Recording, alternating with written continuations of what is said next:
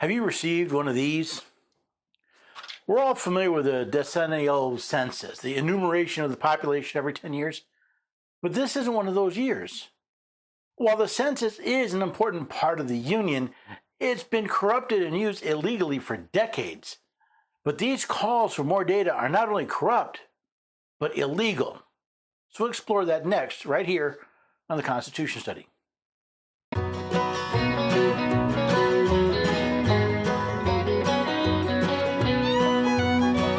Neighbors and have a few good friends. Every day we're everyday Americans. Oh, every day we're everyday Americans.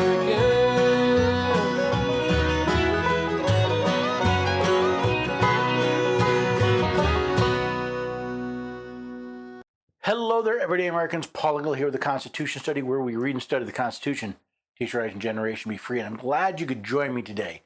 You know, the census has been a 10-year pain in my backside for quite a while.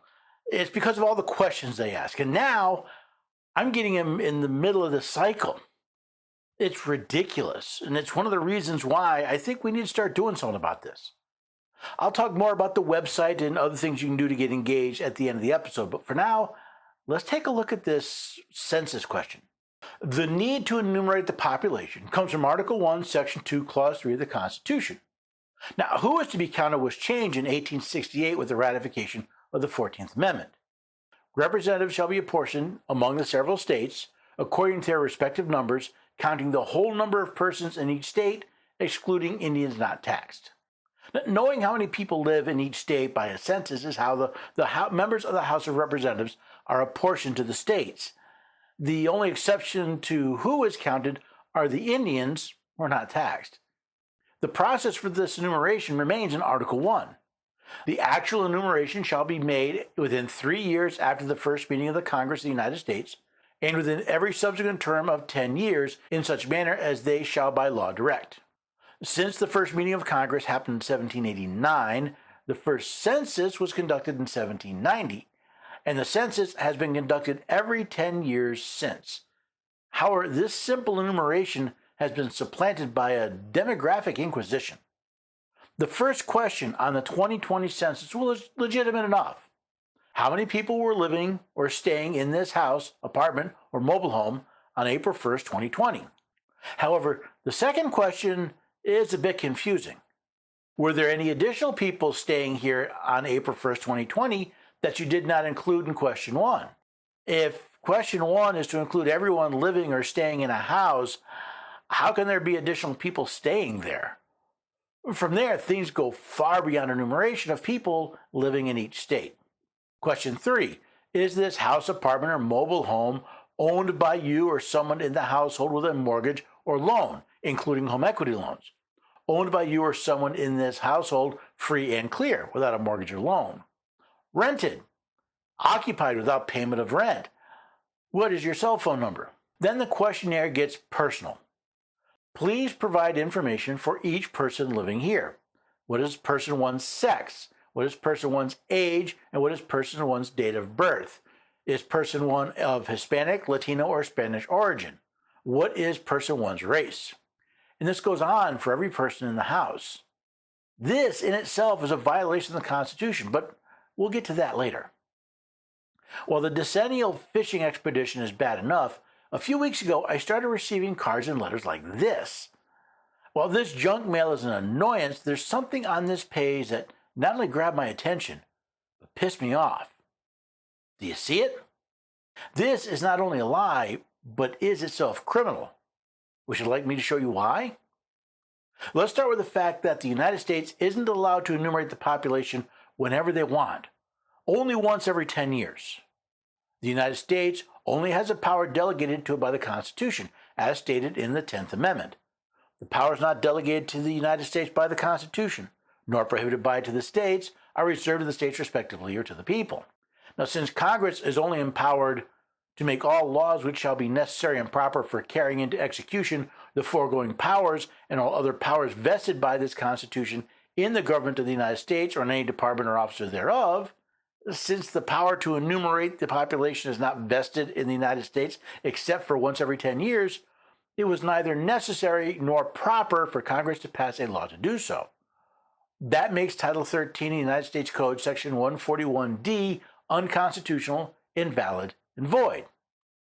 That subsection reads, "The Secretary, in the year 1985 and every 10 years thereafter, shall conduct a mid-decade census of population in such form and content as he may determine, including the use of sampling procedures and special surveys, taking into account the extent to which the information to be obtained from such census will serve in lieu of information collected annually or less frequently in surveys or other statistical studies." This also means that Section 193 is unconstitutional, invalid, and void as well.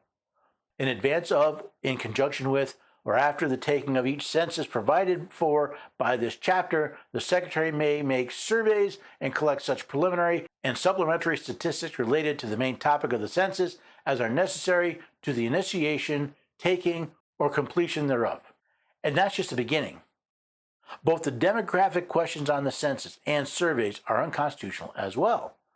That's because they violate the Fourth Amendment to the Constitution, which reads, "The right of the people to be secure in their persons, houses, papers, and effects against unreasonable searches and seizures shall not be violated."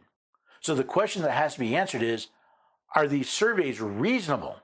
In the case of Morales versus DeLay, the U.S. District Court for the Southern District of Texas found, "It is clear that asking personal questions of residents of the United States in the census was not regarded as an unlawful search." Now, this is based on the history of the census. The Census Bureau points out that from the very first census performed in 1790, Congress authorized questions pertaining to age, gender, and race. However, there's a vast gulf between asking a person's age, gender, and race in 1790 to who owns the dwelling and what is your telephone number. Remember, in 1790, only 3/5 of those not free were counted in the census, so asking about the state of servitude was reasonable. That said, since the United States doesn't have a constitutionally sound reason to have such detailed information or to update it so frequently, it is not reasonable for them to search for such information. Not only is the United States illegally searching for this information, they try to intimidate us into witnessing against ourselves and giving up our right to be secure from unreasonable searches. As the Fifth Amendment states, no person shall be compelled in any criminal case to be a witness against himself. You may be thinking that the census isn't a criminal case, but the census document states that your response is required by law, meaning that there is a possibility of a criminal case. Just as you have a right to remain silent when confronted by law enforcement, even before criminal charges are pressed, you have a right not to answer questions from any government official. After all, the First Amendment states, "Congress shall make no law abridging the freedom of speech." Freedom of speech is not only the right to speak, but the right not to speak. Since there is no legitimate reason for the United States to have such information, you have no obligation to witness against yourself. Now, these facts make the actions of the census not just unconstitutional, but criminal as well.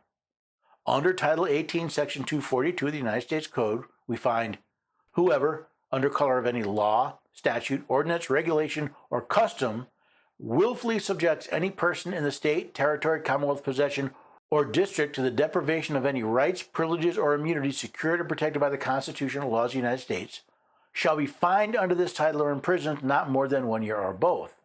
That means that anyone who attempts to enforce this intimidation tactic is committing a federal crime. For my entire adult life, I've only answered a handful of questions on the census: my name, my address, the number of people who live in my house. Now, this went from a decennial nuisance to a regular infringement on my rights. Contrary to what says on the census envelopes, not only is your response not required by any legitimate law, but their repeated searches for information is the violation of the law. While I know many people have simply thrown these pesky invasions to the trash, I'm keeping them as evidence of their criminal activity. I'm considering sending a cease and desist letter to the census with a copy going to my state attorney general. I'm curious if you would join in such a letter. By the way, the census questions I pointed to are only the short form. The one that most people got. Some people got the long form where they ask all sorts of detailed personal information the government has no right to. I'm not even sure the 17th census had a legitimate right to race and sex. Again, condition of servitude, yes, because that was necessary to calculate representation. But men and women both count towards representation, so what does sex matter? Whatever that is, you go back to what the Constitution actually says. This is an unconstitutional act. And it's one that went from a every 10-year nuisance to truly a problem. Of course, they're also wondering, they're spending money on mail. They're mailing this out. Does that make this a form of wire fraud? To deprive us of our rights through the mail? There's so much to this. And I'm kind of curious. If I were to create such a cease and desist letter, if I were to make it available, would other people sign it, send it in, and copy their state's attorney general? I'm curious because I'm not sure whether or not it would make a difference. I mean, sure, I may send one just for me, but are other people interested as well? Did you even consider the fact that the census may have some criminality to it in the depth of information they're requesting, a violation of your right to be secure from unreasonable searches? That's what comes from reading and studying the Constitution. It's what we do here. It's to help people read and study the Constitution so they know what their rights are and are better prepared to defend and assert them. Now, if you want to find out more, I found this really neat course called The Miracle of America. It's a 12-lesson course. It was actually first created back in the 1980s. And it goes through American history, both before and after the Constitution, so you can understand why the Constitution is the way it is, why the federal government is structured that way. Now, as a follower of the Constitution study, you can actually get one lesson absolutely free. Just go to constitutionstudy.com/1776 study guide. That's the numerals, 1776 study guide. You'll be taken to a special landing page just for Constitution study people, and you can learn more about the class and enroll for your free lesson on God's natural law. Once you try it, I think you'll like it enough that you want the entire course, which is just $17.76. And hey, with the holidays coming up, maybe that'd be a nice Christmas present. Whether you purchase the course or not, I'd at least recommend going in and taking the free class. You get a downloadable PDF of the study guide. You can watch it on video, listen on audio, and learn some important information about our country and our history. So once again, the website is constitutionstudy.com/1776 study guide. I also recommend Patriot Mobile for your wireless services. Patriot Mobile is America's only Christian conservative wireless provider. They share our views, our beliefs. They help protect our rights, not destroy our rights. Just go to patriotmobile.com/constitution to find a plan that works for you. And oh, by the way, if you use the code Constitution at checkout, you get free activation as well. Once again, that's patriotmobile.com/constitution to find a plan that works for you. And then use the code Constitution at checkout to get free activation.